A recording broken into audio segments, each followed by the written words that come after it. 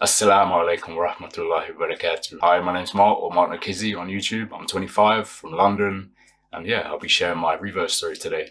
But first, I just want to say thank you to the Muslim Convert Stories channel for allowing me to use that platform to share my story. And yeah, if you find it interesting, you want to hear more, want to follow my journey, then feel free to come over to my channel, subscribe and follow the journey. Yeah, I'm sure Muslim Convert Stories will put the link somewhere, so let's get to it. Seeing the collapse of a secular Western society which stands for nothing and lets liberals walk all over it and its traditional values and morals and beliefs, that was a big wake-up call for me. I was a dating coach in my spare time. I saw how miserable men were living in this dystopian, weird world that we're currently living in the West, where men are women and women are men.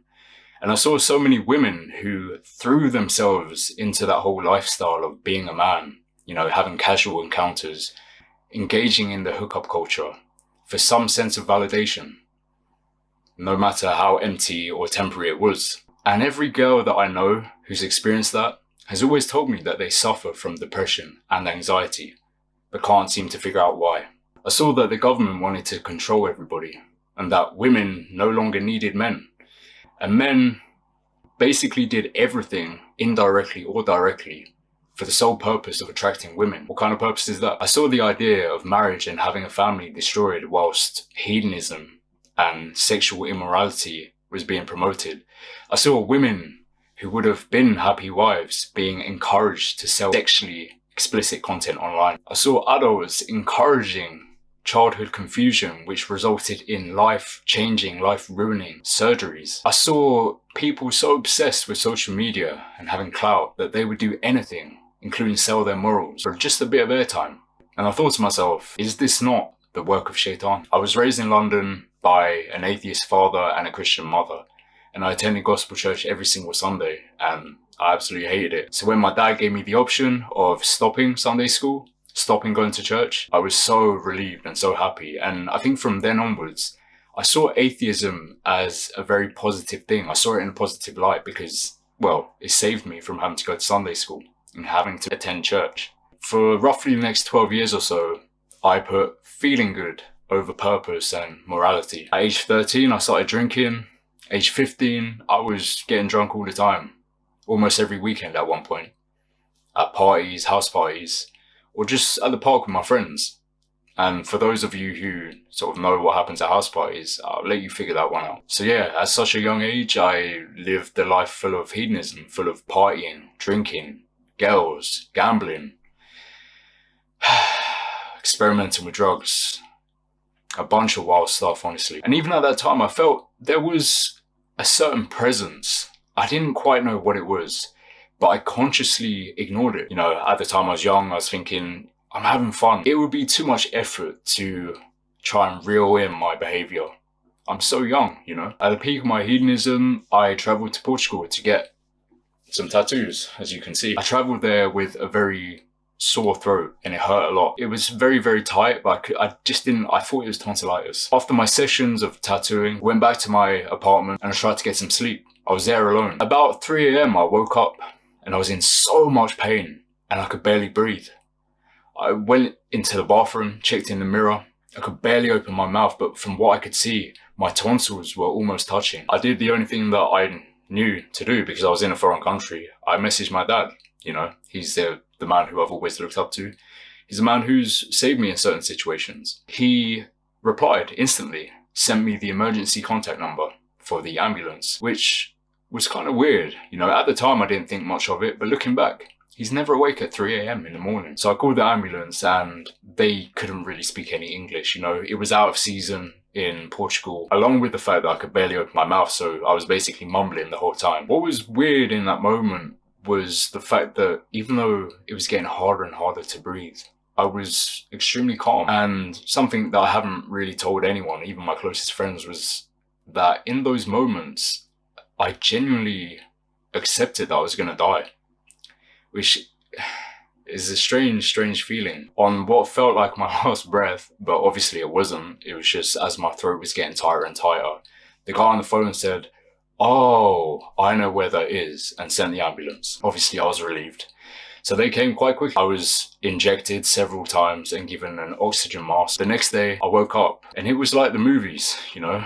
I hate to sort of sound cliche, but it was just like the movies where you wake up, the sun is shining, the birds are whistling, and everything is sort of at peace. And when I went to collect my 8 forms of medication, I couldn't believe 8 forms of medication, including like an inhaler, different tablets, crazy.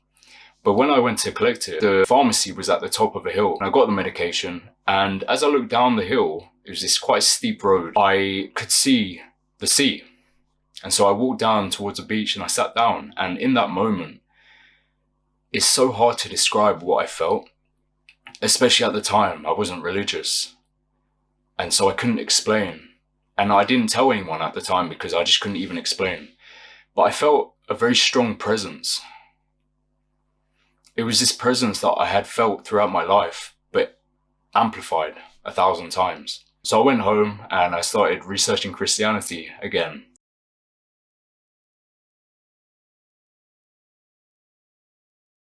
You know, I was raised Christian, so I had a decent foundation in that and I had a decent amount of knowledge. But as I researched more and more and I wanted answers to certain questions, I couldn't really find answers that really made sense to me. And I think this is quite common with Christian to Muslim reverts. 3 forms of God, the contradictions in the New Testament, the fact that we don't know who the author actually was. Were they there at the time? Probably not. A lot of these things were playing doubts in my mind, and I was moving further and further away. And on top of that, I didn't really like the fact that Christians typically let liberals walk all over their religion.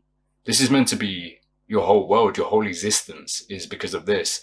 And yet you let liberals walk all over it. I didn't like that. I knew that there couldn't be an infinite regression of things. I knew that everything had to start from something. So I knew that I couldn't go back to being an atheist, of course, especially after feeling that I felt. Being an atheist is essentially everything is random. This all happened by chance. You know, there's no real purpose of us being here. We're just sort of here. And is morality objective at that point? So because of all of the sort of confusion with Christianity, that feeling that I felt at the beach sort of got pushed to the back of my mind, and my hedonistic activities resumed for a while. Shortly after that, I met a brother who I'm very, very close with now. You know, during lockdown, we would go on walks and we became very, very close. We built a very tight bond. And he taught me about Islam. Over time, he was becoming more and more convincing. I didn't realize at the time that he was, you know, sort of planting the seed. And he told me later on that he was praying for me to revert to Islam, which is nice to hear. Over time, I felt myself getting closer and closer to Islam. It made sense, right? It was very logical, very rational. But at the same time, I was very, very reluctant. And the reason I was reluctant was because, you know, chasing pleasure, essentially having a hedonistic lifestyle, is fun in the moment. And it's something that's hard to let go of. It's hard to change your whole perspective, change your lifestyle into something which, you know, some things aren't that enjoyable. Not everyone wants to do certain things and have some discipline in their life. So I was thinking to myself, like, is this something that I really want to do? On my birthday, the same brother bought me an English translation of the Quran and the prayer mat. And the more that I read, the more that it started to make sense. A lot of my beliefs that I had formed, they started to be sort of pieced together. I never really fit into this sort of liberal world that we live in the West. I never did. You know, I grew up in a house where there was traditional gender roles, and that made sense to me. And seeing all this sort of unnatural stuff being promoted, it didn't feel good. The more that I read, the more that it made sense, and it was rational, you know. Allah subhanahu wa ta'ala is extremely reasonable in his expectations. And so I started to pray, or at least I learned how to pray. You know, the first time that I walked into a masjid and heard the adhan for the first time, well, in person for the first time, it was an emotional experience. I was definitely overwhelmed in that moment. But you know, the more that I went, the more that I felt the brotherhood. And that is something that you don't see anywhere else other than Islam. Because I guess we love each other for the sake of Allah. Even if we don't necessarily like each other's personality, we love each other for the sake of Allah subhanahu wa ta'ala. For some reason, even at this point, even though I felt connected to Islam, I was so reluctant to revert, and I couldn't understand why. I just carried on doing more and more research. And I think I wanted to not only just have this feeling, this connection with God, I wanted to logically and rationally accept Islam. So I did more research, and the Quran predicted, it told us scientific miracles that were not known 1400 years ago. And modern science has only found these things out about 100 years ago. So certain things like that, the sort of mathematical miracles that I saw in the Quran as well, or that I researched about the Quran, you can't ignore these things. So yeah, after doing my research, I knew that I was Muslim. In my heart, I knew I was Muslim. But I was still reluctant. And the reason why I was reluctant was one big reason, and I think a lot of reverts can relate to this. If I accept Islam, I'm also accepting that my family will not be accepted into Jannah if they continue to live their lives as non-Muslims, most likely. And I had so many emotional chats with my friends about this, and yeah, I think it was the first time that I've seen some of my friends' eyes water, and I'm sure vice versa. But I came to a point where it was a moment of realization that just because I feel sad about something, and just because I don't like a certain aspect of something, doesn't mean that it's not true. And so I thought about it, and I took a step back, and I was just like, the best chances or chance of them entering Jannah is if I lead by example. I'm basically one of their first experiences of a Muslim. And if I act in the right way, if I set an example, positive, always having akhlaq, good manners, having sabr, patience. The Western media has painted Islam and Muslims in such a bad light that it's a tough job to reverse that in someone who isn't Muslim, doesn't really have any Muslim friends. It's a very tough job to do that. But I noticed in the moment, I was just like, this is what I have to do. I'm sure there's a lot of reverts who can relate to that, but that is one of, if not the biggest thing to sort of overcome as a revert. I couldn't sleep properly for like 2 weeks. I took my Shahada at London Central Mosque. Alhamdulillah. My life has changed so much. I don't want to say I've done a 180 because that would imply that I've basically turned around and started walking backwards. Or walking forwards, but back. But what I want to say is that my life has pivoted. I think, I still want money.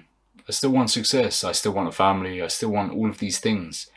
But the reason, the motivation behind it is different. It's not for the approval or attracting women. It's all for the sake of Allah subhanahu wa ta'ala, so I can provide for my family, so that I can contribute to society, give money, zakat, sadaqah. I can do all of these things for the sake of Allah subhanahu wa ta'ala. And I try my best to keep Allah subhanahu wa ta'ala in my thoughts, Al-Baqarah 152. I might have gotten that wrong, I'm not gonna lie. Remember me, I will remember you. Try and remember that, and that helps me sort of behave, essentially. That's really what helps me. And I try and think of Allah subhanahu wa ta'ala in everything that I do. And obviously as Muslims, I think we should as well. So yeah, I think for those of you who are wondering, I'm no longer a dating coach. This is something I gave up. But I do make videos where I incorporate my life experience, as long as it follows the teachings of Islam. And this is a message I give to all young guys, if you follow the Red Pill movement, and I've made videos on this as well. All of the positive aspects of Red Pill are in Islam. But Islam doesn't have all of the negative sort of sexist aspects of it too. My message to new reverts is it gets easier over time. It really does. You just have to trust in God. And when things aren't going well, you just have to accept it for what it is and say Allahu Alam. Because God knows best, and this is his plan. And I guess a message to people who are interested in Islam, who are maybe even considering reverting, I would say just research more about Islam.